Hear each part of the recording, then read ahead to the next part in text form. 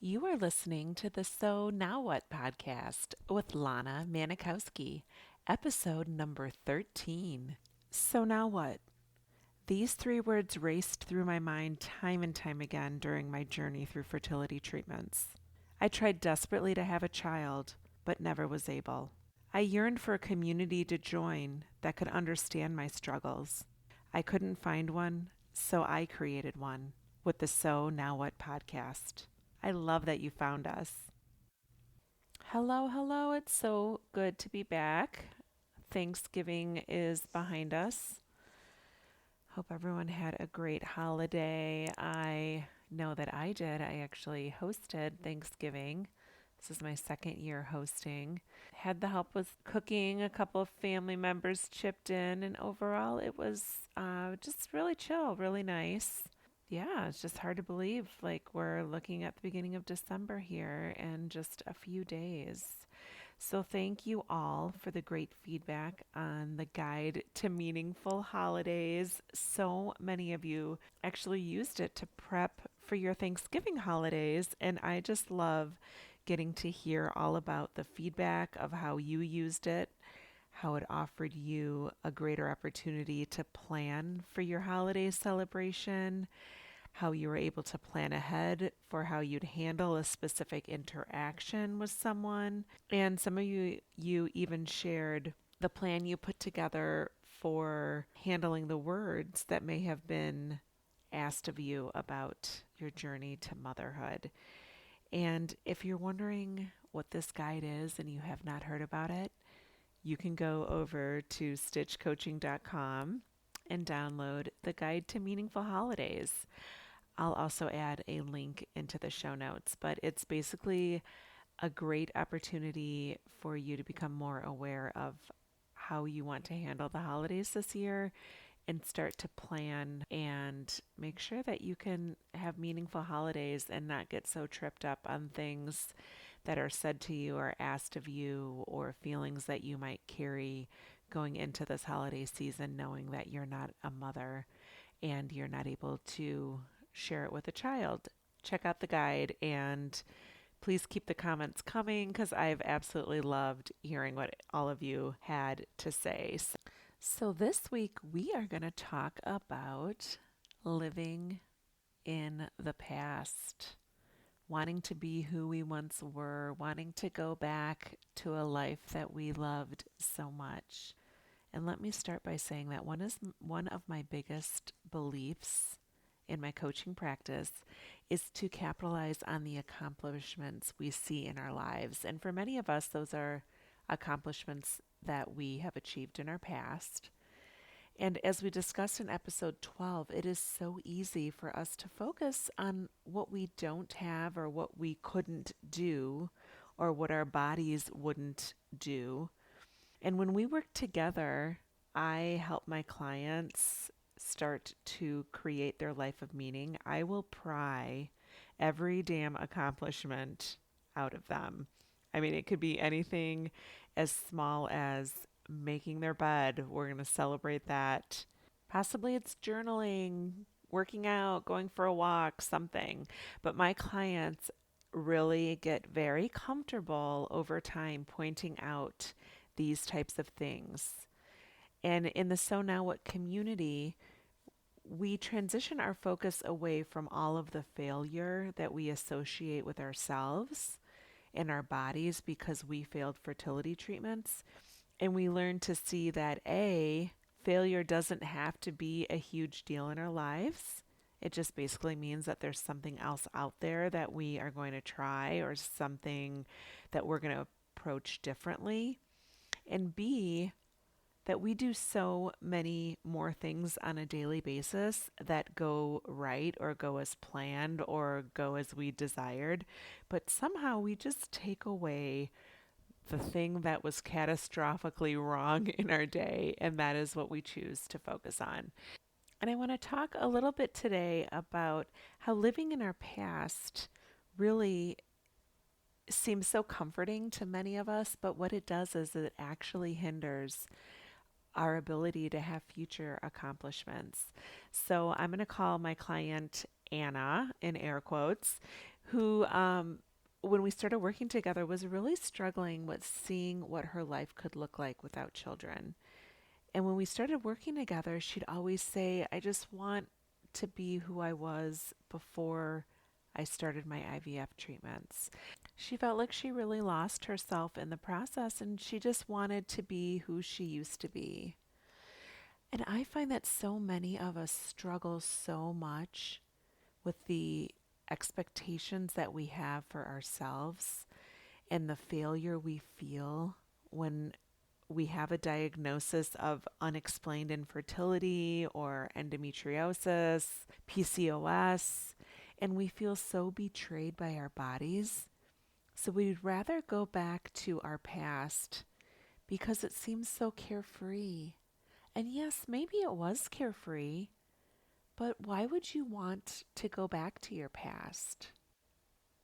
Because when you get to the point in your journey when you decide that you're ready to discover a life of meaning as a woman without children, you'll see that there is excitement and this sense of rebirth in change. And you can certainly look back at your past and have so much gratitude and love for it, but not want to necessarily revert back to it. Because what you'll do is you'll start to learn and start to understand that trying to recreate your past or live in your past will only hold you back from living a life with meaning and intention. And when you think of your past, what about it are you most drawn to? Is it possible to look back at the past of who you were then and see that it's propelled you into who you are now in the version of who you're going to be in the future? And by no means does Anna tell me she's so glad that she has infertility and couldn't have children. She just started to decide that she doesn't want to live a life that she's already experienced and has this warm comfort around. Because when we start to see that we have the ability to do more and see more for ourselves, the true opportunity to discover our meaning will unfold. It's like the people we talked about in last episode that want to go back to living their college years and how great college was. And absolutely it was. But when we live in that past of who we used to be, we never give ourselves the opportunity to do more and see more because we're so focused on how great those times were.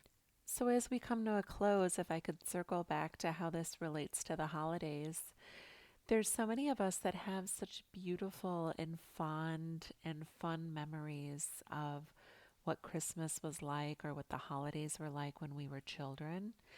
And as we age and as things morph in our lives and people move, people pass away, or even in light of COVID, where the large gatherings of 30 some I know in my family just have become a bit smaller over these last couple celebrations. There's such a sense of solemnness or sadness that some people carry forth because things aren't what they used to be and the celebrations are different than we once knew. But one thing I could tell you is that whatever thought you're having about your celebrations and how they might not be what they once were and how it just doesn't seem like the vibrancy is there anymore, you're going to feel a certain way because what we do know is that our thoughts create our feelings. And our feelings then create the actions that we take. So we might spend so much of our time sitting there and wishing we had things differently, or not engaging with the people that are around us, or not taking notice of an opportunity to build new traditions together and new memories together because we're spending so much time thinking this isn't what it used to be. So take this away and see how you can apply it as you do your work with the guide this week. Because as you know, you have the amazing power and the amazing wherewithal to choose the thoughts that you want to have. And regardless of what your past used to be like or what celebrations used to be like, you can move forward into this year's celebration having so much love in your heart for the way that you felt, or maybe your holidays historically haven't been great. You can also choose to think differently now about the holidays that you want to have.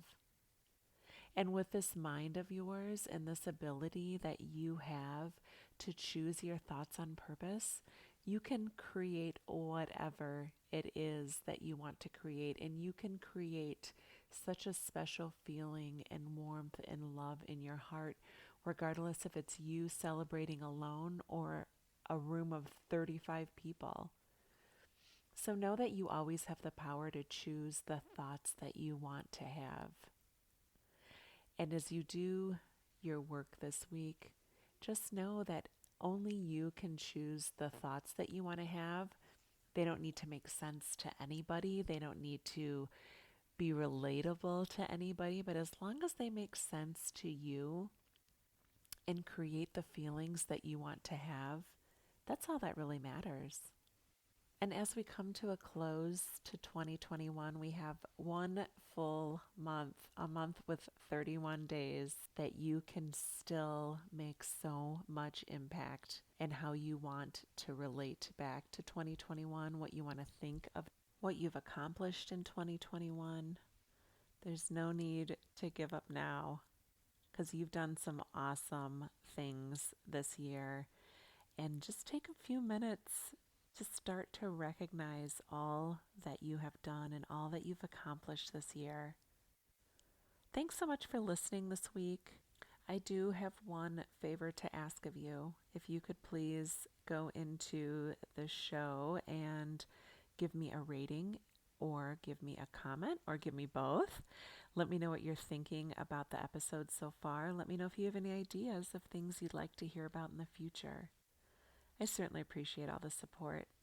Have an awesome week, and remember, it's never too late to discover your meaning. Talk to you next week. Bye-bye.